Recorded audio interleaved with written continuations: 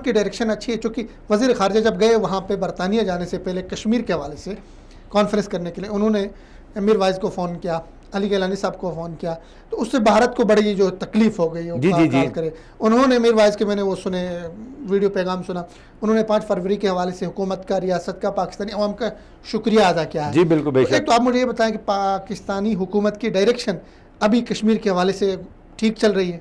Sir मैं कहता हूँ जी कि ये अल्लाह ताला की बड़ी मेहरबानी है।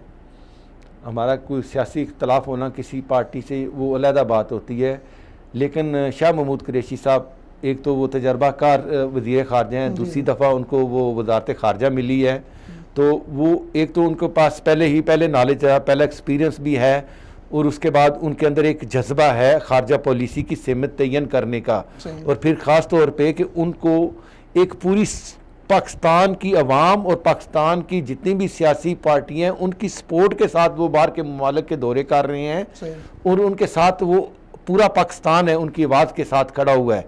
उनकी आवाज़ जो है वो पूरे पाकिस्तान की आवाज़ है। इसलिए आपने देखा कि कितनी भारत ने वो कोशिश की थी ये अपने बरतानिया की पार्लियामेंट में उसको रुकवाने की कोशिश की। उन्होंने बहुत असर और सूख इस्तेमाल किया, उनके लोग हैं वहाँ पे, उनके लोग भी यहाँ, लेकिन फिर भी ये पाकिस्तान की बहुत बड़ी कामयाबी है, अचीवमेंट है। इसके लिए पाकिस्तान और कश्मीरी अवाम मुबारकबाद के मुस्तहिक हैं कि